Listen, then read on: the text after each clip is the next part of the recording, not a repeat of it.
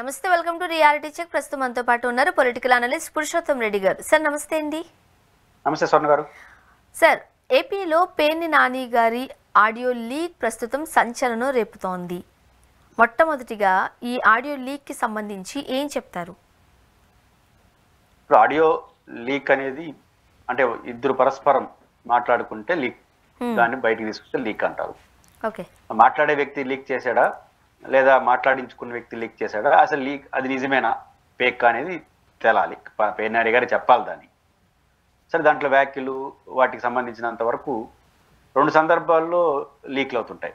ఒకటి, దురుద్దేశపూర్వకంగా ఒక వ్యక్తి ఫోన్ చేసి కావాలని రికార్డ్ చేసుకొని లీక్ చేయడం, లేదా ఈ సమాచారం బయటికి వెళ్తే బాగుంటుంది ఈ తరహాలో అని అనుకున్న కొంతమంది లీక్ నాటకాలు ఆడుతుంటారు. అంటే చెప్పదలుచుకుంది అదే, రేపు అది ప్లస్ అయింది అనుకోండి, నేనే చెప్పాను అనొచ్చు. ప్లస్ కాలానికి అది ఊరికే డమ్మీ రికార్డింగ్, నా సంబంధం అనొచ్చు. కాబట్టి మొత్తం మీద వ్యూహాత్మకంగా చేస్తలేదు. ఇంటికి పేర్ని నాని గారు మాట్లాడుతుందా బయటే మాట్లాడేస్తున్నాడు. ఇంకా లీక్లు చేసుకోవాల్సిన అవసరం ఏమొచ్చింది? కాబట్టి ఇది లీకా లేదా డమ్మీనా చూడాలి. కానీ సార్, జనరల్ గా మనం బయట మాట్లాడడానికి ముందే ఏదైనా ఒక ఇష్యూ వచ్చినప్పుడు, మన దృష్టికి వచ్చినప్పుడు మనమే ఇప్పుడు డిస్కస్ చేస్తున్నాం ఈ విషయాన్ని కదా. దీనికన్నా ముందు కూడా మనం పలానా దాని గురించి మాట్లాడదామండి అని కూడా డిస్కస్ చేస్తూ ఉంటాం. ఇప్పుడు రాజకీయ పార్టీల్లో ఖచ్చితంగా చేయాల్సిన పరిస్థితే. అందులో పేర్ని నాని గారు మాట్లాడిన భాషకి సంబంధించో ఈ దుమారం మనం పెద్దగా చూడట్లేదు, ఆడియో లీక్ మీదే చూస్తూ ఉన్నాం. అంటే పార్టీలోనే కోవట్లు ఉన్నారు అని అనుకోనే సందర్భం అంటారా? ఇది అలర్ట్గా ఉండాలా? ఏంటంటే ఆ వీడియో, ఆ ఆడియో ఏదైతే ఉందో దాంట్లో వాడిన భాష, దాంట్లో చెప్పిన విషయాలు ఆయన పబ్లిక్ మీటింగ్ లో మాట్లాడదానికన్నా తక్కువే ఉంది గ్రావిటీ అంటున్నాను. ఇంకా దాన్ని లీక్ చేసి సాధించేదే ఉందని. ఒకవేళ ఇప్పుడు ఉదాహరణకు వాళ్ళు వస్తే చట్టపరంగా చర్య తీసుకుంటామని పబ్లిక్ గా మాట్లాడి, బయట చట్టపరంగా పబ్లిక్ గా మాట్లాడతాం కానీ లోపల మాత్రం వేసేస్తాం అని అంటే దాంట్లో ఒక ప్రత్యేకత లేకపోతే క్యూరియాసిటీ ఉంటుంది. ఏంటి దీని అర్థం అనేసి. ఆయన ఆ వీడియోలో ఆడియోలో కన్నా ఇంకా పవర్ఫుల్ గా బయట మాట్లాడాడు. ఆ రప్ప పైన మాట్లాడినాడు కదా, ఇదే అరిసే కుక్క కరవదు, కరిసే కుక్క కొరవదు, ఊరికి అరవిలేదు కొట్టాల్సిన కొట్టడా బారైన అన్నాడు. నేను అందుకు కాదని మళ్ళీ అన్నాడు కదా, వేరే సంగతి. దానికన్నా పెద్ద భాష ఏం కాదు కదా ఇది అంటున్నా. ఏదో చీకట్లో కొట్టేయాల్సింది పోయి పబ్లిక్ గురించి మాట్లాడుకుంటామా వాడు వీడని కొన్ని మాట్లాడినాడు. అంతకన్నా పెద్ద పరుష పదజాలాలు, వ్యూహాలు ఏం దీంట్లో కనపడట్లా. కాబట్టి లీక్ చేసిన వాడికి కూడా దీంట్లో ఏముంది? అట్ ద సేమ్ టైం కొన్ని సందర్భాల్లో పార్టీ నాయకులు ఆవేశపూర్వకంగా మాట్లాడేటప్పుడు జాగ్రత్త తీసుకోవాలి, ఎవరితో మాట్లాడుతున్నా కూడా జాగ్రత్త తీసుకోవాలి. కాబట్టి నిజంగా లీక్ అయిందా, ఇది ఫేక్తో జాగ్రత్తలు తీసుకునేది ఏముంది, ఫేక్గానే చూడాలి. నిజంగా లీక్ అయితే మీరు చెప్పిన పాయింట్ ఆఫ్ వ్యూలో మనం చెప్పింది కూడా మనోడే లీక్ చేసి బయటికి రికార్డ్ చేసి పెడుతున్నాడంటే కొంచెం జాగ్రత్తగా ఉండాలనేది వాళ్ళ పార్టీ వాళ్ళు తెలుసుకోవాలి, ఇది జరుగుండి ఉంటే. కానీ దీంట్లో ఆశ్చర్యం ఎందుకు ప్రభావం అంటే, దీనికన్నా పరుష పదజాలం, దీనికన్నా గట్టి భాష, గట్టి మాట బయట మాట్లాడేస్తున్నాడు. కాబట్టి దానికి అంత ప్రాధాన్యత లేకుండా పోయింది. అండ్ మరీ ముఖ్యంగా ఇప్పుడు ఇలాంటి ఇష్యూస్ నడిచినప్పుడు చిన్న చిన్న విషయాలకి సంబంధించి కావచ్చు, ఎందుకంటే ఆల్రెడీ పబ్లిక్ డొమైన్లో ఈ ఇష్యూ ఉంది కాబట్టి మనం మాట్లాడుతున్న చిన్న విషయాన్ని కూడా సంబోధించడం జరిగింది, దీనికైతే పర్వాలేదు. బట్ పార్టీలో కొన్ని అంతర్గత విషయాలు ఉండుంటాయి. అలాంటి విషయాలు కనుక ఏవైనా బహిర్గతం అయితే, కొన్ని సందర్భాలలో కీడించి మేలంచాలి అంటారు కదా, బహిర్గతం అయితే అప్పుడు పార్టీకి నష్టం కాదంటారా? ఒకవేళ నిజంగానే కోవట్లు ఉంటే ఖచ్చితంగా కోవర్ట్లున్నా లోపల జరిగే విషయాలు బయటికి వచ్చినా ఖచ్చితంగా ఆ పార్టీకి నష్టం. కాబట్టి అట్లాంటి తీవ్రమైన విషయాలు ఎప్పుడు కూడా బహిరంగ మాట్లాడరు. రాజకీయ నాయకులు ఎప్పుడు కూడా వీలైనంత వరకు సీక్రెట్ కావచ్చు, వ్యూహాలకు సంబంధించి ఉంటే పిలుచుకొని డైరెక్ట్గా మాట్లాడతారు.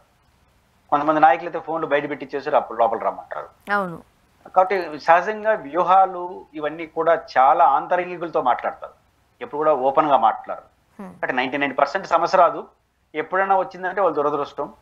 ఖచ్చితంగా అట్లాంటి సంఘటనలు జరిగినప్పుడు ఆయా పార్టీలకు, ఆయా వ్యక్తులకు రాజకీయంగా నష్టం వచ్చే అవకాశాలు అయితే ఉంటాయి. అండ్ ఈ ఇష్యూ జరిగిందే ఇప్పుడు హారిక గారి ఇష్యూ, గుడివాడ జడ్పీ చైర్మన్ గారికి సంబంధించి రాళ్లదాడి ఇష్యూకి సంబంధించి ఈ ఆడియో లీక్స్ అనేవి బయటకు వచ్చాయి కదా. ఈ హారిక గారి ఈ ఇష్యూకి సంబంధించి మీరు ఏం స్పందిస్తారు, ఏమంటారు? హారిక గారి పైన జరిగిన దాడి చాలా అభ్యంతరకరం అండి. ఒక మహిళ, చదువుకున్న మహిళ, యంగ్ లేడీ, రాజకీయాల్లో వచ్చారు. జిల్లా పరిషత్ చైర్పర్సన్ అంటే జిల్లా మొత్తానికి ప్రథమ పౌరురాలంటారు. నగరంలో మేయర్, మున్సిపాలిటీలో చైర్మన్, జిల్లాకి పరిషత్ చైర్మన్ వాళ్ళు ప్రథమ మహిళగా చూస్తారు. ప్రథమ మహిళ కాదు, ప్రథమ పౌరురాలు అంటే పురుషుడు మొత్తం జనానికి సిటీ నెంబర్ 1 పర్సన్ కాబట్టి ఫస్ట్ సిటిజన్ అంటారు. రాష్ట్రపతిని ఎట్టయితే జిల్లాలో దేశానికి ఫస్ట్ సిటిజన్ అంటే అట్లా. అలాంటి స్థాయిలో ఉన్న వ్యక్తి గుడివాడ క్యాంపెయిన్కి వచ్చారు. ఎందుకు వచ్చారు? గుడివాడలో మన గన్నవరంలో వల్లభనేని వంశీ గారు, గుడివాడలో పేర్ని నాని గారు, కొడాల నాని గారు కొన్ని ఇబ్బందులు ఫేస్ చేస్తున్నారు. ఆరోగ్యపరమైన సమస్యలు, ఆపరేషన్ జరిగింది. రెండోది ఆ ప్రభుత్వం టార్గెట్లో ఉన్నారు వాళ్ళిద్దరూ. ఒక ఆయన అరెస్ట్ అయిపోతే ఈయన బయట ఉన్నాడు. కాబట్టి కొంత భయము, కొంత కన్ఫ్యూజ్ అనేది ఆ నియోజకవర్గాల్లో ఉంటాయి. ఇప్పుడు గడప గడప కార్యక్రమంలో ఉన్నారు. చంద్రబాబు గారు రీకాల్ మేనిఫెస్టో అనే పేరుతో ఉన్నారు. సహజంగా అధికార పార్టీ ఈ ఒత్తిడి కారణంగా ప్రతిపక్షంలో ఉన్న వాళ్ళు ఇంకా 4 ఏళ్ళు ఉంది కాబట్టి కొంచెం తటపటాయింపు ఉంటుంది. ప్రోగ్రామ్ చేయడానికి కొంచెం ఇబ్బంది పడుతూ ఉంటారు, ఎందుకు అప్పుడే రిస్క్ అని. ఇంకొక కొడాల నాని గారు కూడా ఆరోగ్య రీత్యా, పరిస్థితుల రీత్యా కూడా ఫెరోసస్గా ఆయనకున్న టైప్ ఆఫ్ యాక్టివిటీలో రాలేడు. అందుకని అధిష్టాన వర్గం అక్కడ కానీ సరిగ్గా జరగకపోతే మనం బలహీనపడిపెట్టు మెసేజ్ వెళ్తుంది కాబట్టి జిల్లా నాయకత్వం అడుగు కూర్చునింది. అది వాళ్ళ హక్కు, దాన్ని పెద్ద పట్టించుకోవాల్సిన అవసరం లేదు అధికార పార్టీ. కానీ వాళ్ళు పట్టించుకున్నట్టుగా అనిపిస్తుంది. ఇప్పుడు వచ్చారు దానికి ఒక మంచి సాకు ఏంటి, పేర్ని నాని గారు కొట్టేయాలి, రాత్రిపూట కొట్టేయాలి కానీ ఈ పగులుపూట మాటలేందుకు, వాడు వీడని లొకేషన్ ఇట్లాంటి దాన్ని తీసుకుని వాళ్ళు ఎట్టొస్తారు చూద్దామని వాళ్ళు ఒక సాకు నిరసనకు తీసుకున్నారు. ఇట్లాంటి కండిషన్ ఒకటి ఉత్పన్నమైనప్పుడు పోలీసులు అలర్ట్గా ఉండాలి. ఆ మీటింగ్ కాడికి వాళ్ళు వస్తారు, పరస్పరం భావోద్వేగాలకు గురవుతారు. అక్కడ జిల్లా చైర్పర్సన్ ఉన్నారు, కీలకమైన నాయకులు ఉన్నారు. ఏదైనా జరగని పోలీసులకి ప్రభుత్వానికి అంత మంచిది కాదని అలర్ట్ అయ్యి వాళ్ళని ఇల్లు చెదరగొట్టే వాళ్ళు అరెస్ట్ చేయాలి. వివిఐపీగా ఉన్నటువంటి వారిని దూరంగా తీసుకెళ్ళిపోవాలి. అది భిన్నంగా వ్యవహరించడం, వాళ్ళ కారు మీద వచ్చేంత వరకు సరిగ్గా ఏర్పాట్లు చేయకపోవడం. మూడోది చివరకు కేసు వాళ్ళ భర్త మీద పెట్టడం. ఖచ్చితంగా హారిక గారి విషయంలో ప్రభుత్వం చేస్తుంది చాలా తప్పు. అది రాంగ్ మెసేజ్ వెళ్తుంది. ఇప్పుడు ఒక మహిళ పట్ల అసభ్యంగా ప్రవర్తించిన ప్రసన్న కుమార్ రెడ్డి పైన కేసు పెట్టని అందరూ స్వాగతిస్తాం.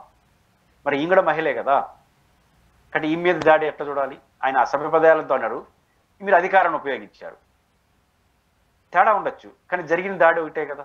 కానీ ఆ మీద కూడా వాళ్ళకి అనుకూలంగా వచ్చిన భర్త మీద కేసు పెట్టడం ఏంటి?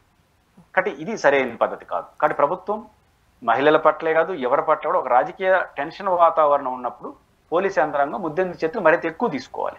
అది తీసుకుంటే హారిక ఘటన జరుగుండేది కాదు. ఇప్పటికైనా ప్రభుత్వం పోలీసు యంత్రాంగం హారిక గారి ఘటన జరిపిన ఆమెకు తగిన భద్రత కల్పించాలి.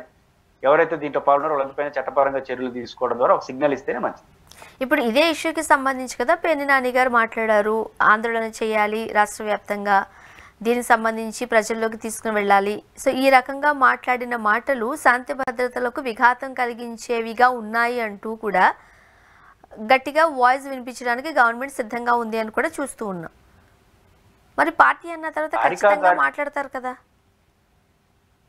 హారిక గారి పైన దాడిపైన నిరసన రాష్ట్ర వ్యాప్తంగా చేసే హక్కు వాళ్ళకు ఉంది. రాష్ట్ర వ్యాప్తంగా భారతదేశ వ్యాప్తంగా కూడా చేయొచ్చు సంఘీభావంగా. ఈరోజు మన పంజాబ్లో రైతులు ఆందోళన చేస్తున్నప్పుడు ఆంధ్రప్రదేశ్ రైతులు సంఘీభావం చెప్పలేదా? భారత బంద్ జరగలేదా? అది వారి ఇష్టం. మీరు ఒకటి ప్రభుత్వం చెప్పాల్సింది హారిక పైన దాడి జరగలేదు, అసలు హారికనే తప్పు చేసిందని చెప్పదలుచుకుంటే చెప్పండి. మీరు తప్పు చేసింది కాకుండా మళ్ళీ సంఘీభావం అని చెప్పి హక్కు మీకుంది. దాడి జరిగింది నిజం కదా, వాళ్ళ కారు అద్దాలు పగలగొట్టింది నిజం కదా, నిరసన తెలియజేస్తారు, తప్పే ఉంది. కానీ నిరసన అనేది అదుపు తప్పి లాండ్ ఆర్డర్ సమస్య రానికున్నంత వరకు పోలీసులు అనుమతి ఇవ్వాలి. ఆ పరిస్థితి వస్తుందంటే వాళ్ళపైన చర్య తీసుకోండి. నిరసన తెలియజేయడం ప్రజాస్వామ్యంలో ఒక రాజకీయ పార్టీ హక్కు. కాబట్టి హక్కున అడుగునే హక్కు మీకు లేదు. కానీ ఒకవేళ హక్కు పేరుతో వాళ్ళు రాష్ట్రంలో అలజడి సృష్టిస్తారని అనుమానం ఉంటే మీరు అరెస్ట్ చేయండి, చట్టపరంగా చర్య తీసుకోండి. కానీ సాధారణంగా ఎందుకు చేస్తారంటే ఖచ్చితంగా చేస్తారు. వాళ్ళ పార్టీ జడ్పీ చైర్మన్కే రక్షణ లేకపోతే మిగతా పార్టీ ఎట్ట పనిచేస్తుంది అంటే ఆ ఇబ్బందులు ఉంటాయి. కాబట్టి వైఎస్ఆర్సీపీ చేసే ఆందోళన మనం ఏం తప్పట్లేదు. అండ్ మరీ ముఖ్యంగా శ్రీకాళహస్తి విషయంలో కోట వినూత గారి డ్రైవర్ హత్య కేసుకు సంబంధించి కూడా పెద్ద దుమారమే రేగుతోంది. ఏపీలో సంచలనాత్మకంగా మారిపోయింది. డిఫరెంట్ కాన్సెప్ట్స్ని తెర మీదకి తీసుకొస్తున్నారు. ఒక ఇల్లీగల్ అఫేర్ అంటారు కొద్దిసేపు, లేకపోతే వాళ్ళకి వీళ్ళకి పడట్లేదని కొద్దిసేపు అంటారు. అండ్ ఫ్యామిలీ మెంబర్స్ మాత్రం వాళ్ళు అక్క తమ్ముళ్ళలాగా చాలా మంచిగా ఉండేవారు, ఎక్కువ అక్కడే ఉండేవారు అని కూడా కుటుంబ సభ్యులు చెబుతూ ఉండడం కూడా మనం గమనించగలం. ఏం జరుగుండే అవకాశం ఉందంటారు? బేసిక్గా శ్రీకాళహస్తిలో జరిగిన మర్డర్ తర్వాత జరుగుతున్న రాజకీయ పరిణామాలు చూసినప్పుడు ఆందోళన కలిగిస్తూ ఉంది. కారణం ఏంటంటే చనిపోయింది ఎవరు? వారి దగ్గర పనిచేసే అత్యంత సన్నిహితులు, వారిని అభిమానించే వ్యక్తి. ఆ డెడ్ బాడీని ఎట్ట గమనించింది తమిళనాడు పోలీసులు? ఆ చనిపోయిన వ్యక్తి యొక్క చేతి పైన ఆమె పేరు మరియు జనసేన పేరు టాటూ వేసుకున్నాడు. ఒక మనిషి శరీరం పైన టాటూ వేసుకున్నా అంటే ఎంత అనుబంధం, ఎంత అభిమానం ఉంటేనే వేసుకుంటారు కదా. అంటే అదే గుర్తుపట్టింది అతని శవాన్ని పోలీసులు. ఆ తర్వాత జరుగుతున్న పరిణామాలు ఏంటి? మనకి తమిళనాడులో విచారణ జరుగుతూ ఉంది. ఏదైనా ఆంధ్రప్రదేశ్ పోలీసులకు సమాచారం ఉంటే చెప్పాలి, అధికారిక మీద రావాల్సింది. కానీ జరుగుతున్న పరిణామాలు, మాటలు తీరు చూసినప్పుడు ఆందోళన కలిగించే పాయింట్ ఎక్కడ ఉందంటే, నెంబర్ 1, వీళ్ళ నుంచి జనసేన నుంచి వారు సస్పెండ్ చేశారు. వారు పోలీస్ స్టేషన్ నుంచి విచారణ తర్వాత కోర్టుకు వెళ్ళేటప్పుడు వారి భర్త కానీ ఆమె కానీ మాట్లాడిన మాటలు చూసినప్పుడు, ఒకటి ఈ రాజకీయ కుట్ర జరుగుతూ ఉంది అని ఆమె ఆరోపిస్తూ ఉంది. ఒక మహిళలు రాజకీయాల్లో ఉండనివ్వరా అని అనింది. దీనికి ఎవరు కారణం అనుకుంటానంటే వాళ్ళ భర్త నేరుగా ఎమ్మెల్యే సుధీర్ గారి పేరు చెప్తున్నాడు. నిజానిజాల తర్వాత విషయం ఆందోళన కలిగిస్తుంది కదా. నెంబర్ 1, తన దగ్గర పనిచేసే డ్రైవర్ హత్య కావడం అత్యంత ఆందోళనకరం. ఆమె మహిళలు రాజకీయాల్లో పనిచేయకూడదు అంటున్నారు అంటే, జరుగుతున్న ప్రచారంలో ఆమెకు సంబంధించిన వ్యక్తిగత సమాచారం, వ్యక్తిగత గౌరవానికి సంబంధించిన వీడియోలు కొన్ని తీశారు. ఆ వీడియోలు దాన్ని వెనకాల శ్రీకాళహస్తి ఎమ్మెల్యే ఉన్నట్టుగా వాళ్ళు ఆరోపణ చేస్తున్నారు ఇండైరెక్ట్ గా. ఇది చాలా ప్రమాదకరం కదా. అది నిజం కాదో మనకు తెలియదు, విచారణలో తేలాలి. ఇది చాలా ప్రమాదకరం కదా. కాబట్టి వారు ఆ డ్రైవరు వాటిపైన చేయడం అనేది అంగీకారం కాదు. ఒకవేళ ఆయన తప్పు చేస్తుంటే చట్టపరంగా పోవాలి తప్ప మనిషిని భౌతికంగా ఎలిమినేట్ చేయడం అనేది వాంఛనీయం కాదు, దాన్ని అంగీకరించలేవు. వినీత గారు ఆ రకంగా శిక్షార్హులే. బట్ ఒక మహిళగా తన వీడియోలు తన వ్యక్తిగత జీవితానికి సంబంధించి తీసే పరిస్థితికి వెళ్ళడం రాజకీయాల్లో అంత మంచిది కాదు. అది చాలా ప్రమాదకరం. మహిళలకు రాజకీయాల్లో పనిచేయడమే కాదు, మనుషులుగా పనిచేయడం కూడా ఇబ్బంది వస్తుంది. దీని బాధ్యులు ఎవరో వాళ్ళపైన కఠినమైన చర్యలు తీసుకోవాల్సిన అవసరం ఉంది. రెండో దానితో ఎమ్మెల్యే గారు కూడా తెలిసి మాట్లాడినాడా కానీ ఆ డ్రైవర్ శవాన్ని నేను మోస్తాను, ఆయన కుటుంబానికి అండంగా ఉంటాను, చనిపోయిన అతను, ఈ టైంలో ఆ ప్రకటన చేయడంతో ఏమైంది? వీళ్ళు చేసిన ఆరోపణలకు బలం చేయకూడదు. నిజానిజాలు మనకు తెలియదు. సమాజం ఎప్పుడు కూడా ఆ పక్క జరిగేది ఈ పక్క జరిగేది ఒక నిర్ధారణకు వచ్చేస్తుంది. ఖచ్చితంగా ఈ తెలుగుదేశం జనసేన మధ్య జరుగుతున్నటువంటి వైరం శ్రీకాళహస్తిలో ఒక పతాక స్థితి, ఒక నిండు ప్రాణం కోల్పోయినారు. ఇంకా ఏమి పరిణామాలు దారితీస్తాయో భయోందనలకు ఉంది. చిత్తూరు జిల్లా ఎప్పుడు కూడా ఇట్లాంటి ఘటనలు చూస్తాం. అసలు శ్రీకాళహస్తిలో ఇట్లా ఘటనే చూడం. చాలా పీస్ఫుల్ ఏరియా అది. మాట తీరు ఉంటుంది తప్ప ఎక్కడ ఘర్షణ జరిగే ప్రాంతం. అటాన్ ప్రాంతంలో చూస్తే రేపు ఏం కావాలి ఈ సమాజం? ఖచ్చితంగా అక్కడ జరిగిన పట్టణంలో సమగ్రమైన విచారణ, తమిళనాడు పోలీసులు ఒక దశ వరకు విచారణ చేసి పాపేస్తారు. ఎందుకంటే ఈ హత్య ఎవరు చేశారు ఎంతవరకు చూసుకుంటారు. కానీ ఆంధ్రప్రదేశ్ పోలీసులు ప్రభుత్వం సీరియస్గా తీసుకొని దీని ముందు వెనకాల సీరియస్ యాక్షన్ తీసుకోకపోతే రాష్ట్రంలో ప్రమాదకర పరిస్థితులు వస్తాయి. అన్నిటికన్నా మించి మీ రెండు పార్టీల మధ్య వైరం వీడి వరకు దారి తీసింది కాబట్టి మీ పార్టీలో మరిన్ని ఘటనలు జరిగే అవకాశం. కాబట్టి మీ పార్టీలకి మంచిది కాదు, రాష్ట్రానికి మంచిది కాదు. కాబట్టి విచారణ జరిపి ఎవరు తప్పు చేస్తుంటే వారిపైన కఠినమైన చర్యలు తీసుకోవడం ద్వారా ఈ సమస్యకు ఒక ముగింపు అయితే పలకాలి. అండ్ మరి ముఖ్యంగా ఇదంతా చేసింది కూడా జనసేన పార్టీకి సంబంధించిన వాళ్ళే అంటూ కూడా పోలీసుల విచారణలో వెల్లడైంది. మరోపక్క వాళ్ళని సస్పెండ్ చేశారు. సస్పెండ్ చేస్తే సరిపోతుందా?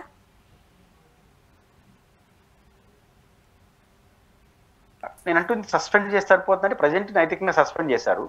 జరగాల్సిన వాళ్ళపైన విచారణ, వాళ్ళు నేరం ఉంటే ఎవరు ఉన్నారు వాళ్ళపైన కఠినమైన చర్యలు తీసుకోవాలి. మర్డర్ కేసు కింద అరెస్ట్ చేస్తారు, జైలు శిక్ష అనుభవిస్తారు. కానీ జనసేన చేసినట్టు చనిపోయింది జనసేన అతను, ఆరోపణ ఎదుర్కొంటుంది జనసేన లీడర్లే. సస్పెండ్ చేసిన మాత్రం జనసేన విషయం కాకుండా పోదు కదా. జనసేన అంతర్గత సమస్య ఇది. బట్ ఇది తెలుగుదేశం లోకల్ ఎమ్మెల్యే కూడా దీంట్లో ఉన్నాడనే విమర్శలు వాళ్ళు చేస్తున్న నేపథ్యంలో రెండు పార్టీలు మిత్రపక్ష అధికారుల పార్టీ ఇది ప్రమాదం కాబట్టి ఆ వైపు కూడా చర్యలు తీసుకోమంటున్నాం. ఏం జరిగిందో నిజాలు బయట జరుగుతున్నదే నిజం కాకపోవచ్చు, బట్ ఇది జనసేనతో ముడిపడిన సమస్య కదా. దానికి ఎంత జరుగుతున్నా కూటమి ప్రభుత్వం ఏమీ స్పందించట్లేదు కదా, ఎవరు మాట్లాడలేదు కూడా. అదే కదా ఇప్పుడు కూటమి స్పందించింది. ఏం స్పందించింది? ఆరోపణకు బలం చేకూర్చడం స్పందించేశాడు ఎమ్మెల్యే. స్పందించకుండా ఉన్నా బాగుంటుంది. ఇప్పుడు ఆ చనిపోయిన వ్యక్తికి ఎవరైనా సానుభూతి చెప్తారు, చనిపోయిన వ్యక్తికి సంఘీభావం చెప్తారు, ఆ కుటుంబాన్ని ఓదార్చాలి. అంతవరకు లోకల్ ఎమ్మెల్యేగా వారి పాత్రను కాదనిలేం. కానీ చనిపోయిన వ్యక్తి బాధాకరం, ఒక నిండు ప్రాణాన్ని తీసేయడం, భవిష్యత్తును తీసేయడం. కానీ అతను చేశాడు అంటున్నట్టు ఆ మహిళ పైన దాన్ని కూడా అంగీకరించలేం. దానికి ప్రభుత్వం చట్టం చర్చించాలి, అతన్ని వ్యక్తులు కాదు. కానీ అట్లాంటి ఆరోపణలు వస్తున్న నేపథ్యంలో దానికి నేను అండగా ఉంటాను అంటే దానికంటే ఘటనకు కాదు, ఆ వ్యక్తికి అంట అంటే వేరే అర్థాలు వచ్చేస్తాయి కదా. ఇక్కడ ఆ ఫోన్లో పరామర్శించవచ్చు, అండగా ఉండొచ్చు. కానీ డైరెక్ట్గా మాట్లాడితే ఏంటి ఈ రిలేషన్స్, ఏంటి ఈ గొడవలు అనే వరకు వచ్చేసి మొత్తం పడుతుంది. అంటే కూటమి ప్రభుత్వం స్పందించలేదు, స్పందించకూడదు స్పందించేసినారు. అంటే అది అనవసరమైన నష్టాలు దారితీస్తోంది. అండ్ మరోపక్క ఈరోజు ఒక ప్రముఖ దినపత్రికలో ఈ లిక్కర్ స్కామ్కి సంబంధించి హార్డ్ డిస్కులు ఉన్నాయి. హార్డ్ డిస్కులో రిట్రైవ్ చేసినప్పుడు కొన్ని ఆడియోస్, కొన్ని వీడియోస్ బయటపడ్డాయి. సో దాంట్లో ఇన్ని డబ్బులు కట్టలు ఉన్నాయి, దాన్ని ప్రచారానికి వాడారు. సో ఈ రకంగా కొన్ని వార్తలు కూడా మనం చూసాం. ఏం చెప్తారు మీరు? ఆంధ్రప్రదేశ్లో ఏజెన్సీల విచారణ కన్నా మీడియా విచారణ ఎక్కువైపోతుంది. సిఐడి, సిబిఐ, స్టేట్ ఏజెన్సీలు ఏవైతే ఉన్నాయో గవర్నమెంట్ ఏజెన్సీలు, అవి విచారణ చేయాల్సింది పక్కకు పోయి వీళ్ళు మీడియా విచారణ ఎక్కువ చేసేస్తా ఉంది. వాళ్ళకి నిజంగా సమాచారం ఉందా లేదా లీక్ అవుతుందా, మీడియా కూడా రంధ్రాన్వేషణ చేయాలి, చేస్తుంది కూడా, కానీ దానికి పరిమితి ఉంటుంది. కాబట్టి ఇప్పుడు కావాల్సిందేంటి? అవినీతి జరిగిందా, జరిగితే ఏ స్థాయిలో జరిగింది, ఎవరు బాధ్యులు, ఆ అవినీతి జరగడానికి దారితీసిన పరిస్థితులు ఏంటి, దానిపైన ఎక్కువ ఫోకస్ ఉండాలి. అవినీతి జరిగిందో లేదో తెలియదు, ఆధారాలు ఉన్నాయో లేదో తెలియదు, కానీ ఆ అవినీతి సొమ్ము దేనికి వాడినారు. ఒకసారి ఎన్నికల ఖర్చు అంటారు, ఒకసారి బంగారం అంటారు, ఇంకోదానికి ఇదిగా జరగాల్సిన చర్చ. ఇప్పుడు అవినీతి జరగడం నేరం, అవినీతి ద్వారా ప్రజల సొమ్ము కాజేయడం నేరం. ఒకసారి కాజేసిన తర్వాత దేని ఖర్చు పెట్టుకుంటే ఏం పంచాయతీ? ఇప్పుడు దేనికి ఖర్చు పెట్టారనేది కాదు చర్చ జరగాల్సింది. జరిగిందా లేదా, జరిగితే బాధ్యులు ఎవరు, వాళ్ళపైన ఏం శిక్షించాలి, ఇది వచ్చేస్తే తర్వాత మిగతా వాళ్ళ నుంచి ఎట్లా రికవర్ చేయాలి సొమ్ముని, ఇది జరగాలి చర్చ. అంటే జరిగిందో లేదో చర్చ జరపరు. కానీ పైపెచ్చు ఒక పత్రిక రాసింది, దాదాపు విచారణ జరిగిన ఎక్కడ దొరకట్లేదంటే ఆధారాలను రాసేసారు ఒక పత్రిక అప్పుడే చాలా రోజుల క్రితం. మళ్ళీ ఇప్పుడేమో డిస్క్లో దొరికినాయి అంటున్నారు. అంటే జరిగిందా జరగలేదా అనిపైన విచారణ కన్నా జరిగిందో జరగలేదో పక్కన పెట్టేసి జరిగిపోయింది, ఆ డబ్బులు దేనికి వాడినారు దానిపైన చర్చ జరుపుతున్నారు. కాబట్టి ఇట్లాంటి చర్చల తర్వాత పెద్ద ప్రయోజనం లేదు. రాజకీయంగా ఏదో దెబ్బ కొట్టడానికి ప్రయత్నించినట్టు ఉంటుంది తప్పుకోటి కాదు. మీడియా విచారణ కన్నా ఏజెన్సీల విచారణ త్వరగా జరగాలి. దేనికి వాడారు డబ్బులు అనే దానికన్నా జరిగిందా లేదా దాని మీద వాడితే దేనికి వాడినా తీసుకోవచ్చు డబ్బులు. ఇప్పుడు ఆడియోస్ వల్ల, వీడియోస్ వల్ల జగన్మోహన్ రెడ్డి గారికి ఏదైనా ఉచ్చు బిగిసే అవకాశం ఉందా అంటారా? జగన్మోహన్ రెడ్డి గారికి ఇందులో ఏ పాత్ర ఉండే అవకాశం కనపడట్లేదు. ఎందుకు కనపడట్లేదంటే ఇది రాజకీయ విమర్శలు కనిపిస్తున్నాయి తప్ప పాలసీలో ఏముంది, దాని జగన్ గారి పాత్ర ఎలా ఉంటుంది, ఈ ఎవరైతే డీలర్స్ ఉన్నారు, డిస్ట్రిబ్యూటర్స్ ఉన్నారు, వాళ్ళ నుంచి జగన్ గారికి ఏమైనా డబ్బులు అందినాయా, ఇవన్నీ నిరూపిత కావాలి.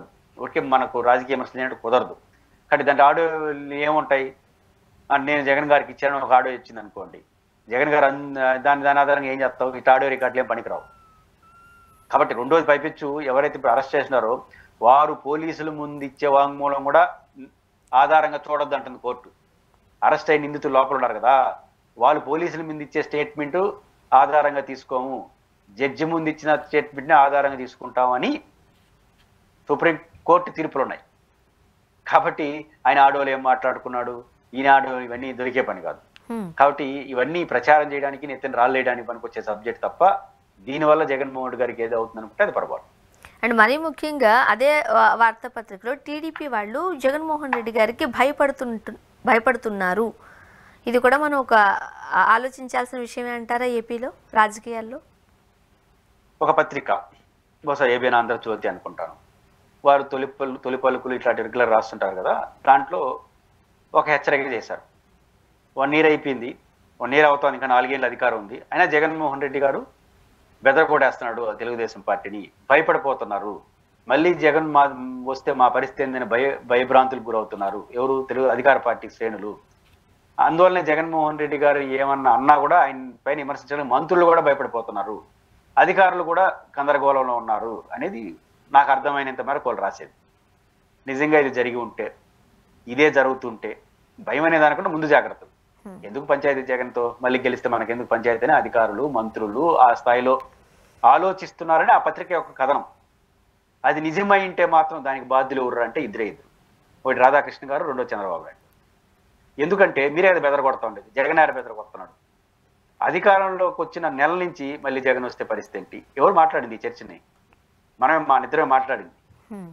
రోజు డిబేట్ల మీద డిబేట్లు పెట్టి మళ్ళీ జగన్ వచ్చేస్తారంట అని మీరే చెప్తారు. మళ్ళీ చంద్రబాబు నాయుడు గారు పారిశ్రామికలంతా నన్ను అడుగుతున్నారు, మళ్ళీ జగన్ వస్తే మా పరిస్థితి ఏందని అడుగుతున్నారు, మమ్మల్ని బాండ్ పేపర్ మీద రాసేయమంటున్నారు రాడని ఆయన అంటాడు. అంటే గెలిచిన 3 నెలలకే ఇంకా 5 ఏళ్ళు అధికారం పెట్టుకొని మళ్ళీ జగన్ వస్తే పరిస్థితి ఏందని అనుమానం, మళ్ళీ జగన్ వస్తే ఏందని అనుమానం మీకు వచ్చి మళ్ళీ జగన్ రావడానికి గ్యారంటీగా బాండ్ పేపర్ రాసి పారిశ్రామికలు అడుగుతున్నారు. పారిశ్రామికవేత్తలే బెదిరిపోతా ఉంటే వీళ్ళు బెదిరిపోరా? కాబట్టి ఈరోజు బెదిరిపోవడం జరిగితే ఆ బెదరగొట్టడానికి కారణం మీరు ఇద్దరు. కాబట్టి మీరు ఇట్లాంటి విశ్లేషణ చేస్తే ఏమవుతుంది? ఏమో జరుగుతుంది, మనకెందుకు కర్మ అనుకుంటారు ఎవడైనా. రెండోది, పత్రికల్లో ఏం రాస్తారు? జిల్లా కలెక్టర్గా ఒక ఆయన్ని పెట్టారు, ఆయన గతంలో జగన్తో మాట్లాడినాడు. పలానా జాయింట్ కలెక్టర్ పెట్టారు, ఆయన గతంలో ఎల్ఐతో మాట్లాడినాడు. రోజు ఇదే కదా వార్తలు. దాంతో ఒకసారి చూస్తారు, 2 సార్లు చూస్తారు, 3 సార్లు అయితే ఏంటి అంటారు. కాబట్టి మనం బెదరగొట్టి మనం ప్రయత్నమైన విశ్లేషణలు చేసేసి చివరికి ఇప్పుడు వాళ్ళు బెదిరిపోతున్నారు కదని, బెదిరిపోతున్నారంటే బెదిరిపోరు, ముందు జాగ్రత్తలు తీసుకుంటారు. మనకెందుకు, వాళ్ళు తప్పులు పడతారని వీళ్ళు తెప్పలు పడతారు. కాబట్టి ఈరోజు మంత్రులు మాట్లాడలేని పరిస్థితి వచ్చినా, ఇంకోరు మాట్లాడలేని పరిస్థితి వచ్చినా దానికి మీరు బెదరగొట్టడమే కారణమైంది. ఇప్పుడు దానికి తోడు జగన్మోహన్ రెడ్డి గారు మొండిగటం. జగన్మోహన్ రెడ్డి గారు బెదరగొట్టడం కన్నా మీరు బెదరగొడైనారు. ఆల్రెడీ జగన్మోహన్ రెడ్డి గారు మళ్ళీ మీకు గుర్తుంటే 1-2 నెలల నుంచి జగన్ గారు మాకు ఒక రోజు వస్తుంది, 5 ఏళ్ళు ఎంతసేపు కళ్ళు మూసుకొని కళ్ళు చేసినప్పుడు జరిగిపోతుంది, ఏం భయపడుతుంది మాట్లాడినాడు కదా. అప్పుడు ఊరు బెదిరిపోలా తెలుగుదేశం పార్టీ. ఎప్పుడు బెదరగొట్ట జగన్మోహన్ రెడ్డి బెదిరించినప్పుడు బెదిరిపోలా. వీళ్ళు ఇట్లా రాస్తారు వరుస కదా, మళ్ళీ వస్తాడంట, మళ్ళీ వస్తే పరిస్థితి ఏందని మాట్లాడినప్పుడు మన అధ్యక్షుడు మనకు అనుకూలంగా ఉండేదే మాట్లాడుతున్నప్పుడు జగన్ గారి మాటలు విలువ పెరిగిపోతుంది. 2.0 రప్ప ఇవన్నీ ఎందుకు ఎక్కువగా భయపడతారంటే ఆల్రెడీ గ్రౌండ్ మనం ప్రిపేర్ చేసి పెట్టాం కాబట్టి భయపడుంటే నేను చెప్పలేను. కాబట్టి అది భయం తప్పు అనుకుంటే అది మీరే కారణం. ఇంకా మీరు భయపెట్టుకున్నామంటే జగన్ భయం కొంతమేరకే పనిచేస్తుంది. మీరు భయపెట్టి జగన్ భయపెట్టారంటే బీభత్సంగా ఉంటుంది. చూడాలి సార్ ఏం జరగబోతుందో. థ్యాంక్ యూ సో మచ్ అండి, మీ అభిప్రాయాలు పంచుకున్నారు. Thank you very much. ఇది వాళ్ళ రియాలిటీ చెక్. Stay tuned.